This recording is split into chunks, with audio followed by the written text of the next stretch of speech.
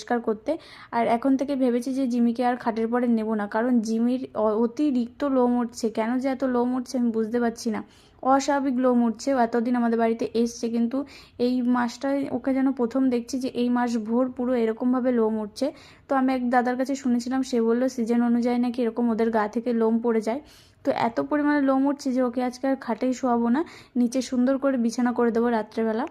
ওর লোম তো আমার সমস্ত জামা কাপড়েও জড়িয়ে গিয়েছে, সেগুলো আর কি পরিষ্কার করছি, একটুখানি পরিষ্কার করে ওগুলো আর কি আলমারিতে তুলে রাখবো, বাইরে কিচ্ছুই রাখি না।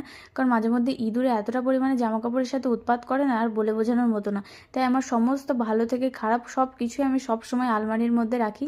আর কালকে যেহেতু ওই বাড়িতে গিয়েছিলাম, অনেক আলমারি থেকে জামা কাপড় বেরিয়েছে, আর আমি 3টে কুর্তি মারতে দিয়েছিলাম, সেগুলোও নিয়ে এসেছি কালকে, সেগুলো সব আলমারিতে তুলে রাখলাম। আর এদিকে রান্নাবান্না শেষে চলে আসলাম উনুনটা লেপতে। তো প্রত্যেক দিনই তো এই কাজটা আমাকে করতেই হয়, উনুনটা লেপে পরিষ্কার পরিচ্ছন্ন করে রাখতে। আর এখন উনুন লেপছি, আমরা আবার কালকের হয়তো আজকে রাত্রেবেলা একটুখানি ভাত করব, আর কালকে সকালবেলা রান্না করব, তারপরে আবার আমি উনুনটা লেপে ফেলবো। তো এইভাবেই করি, এখন শীতকালের বেলাটা এইভাবেই আমার হয় আর কি কাজগুলো। আর এদিকে দেখো উনুনটা লেপে আমি সুন্দর করে এখন ভাত নিয়ে বসে পড়েছি। জিমিকে তো আগে খাইয়ে দিয়েছি, তারপরে এখন আমি নিজে খেতে বসেছি।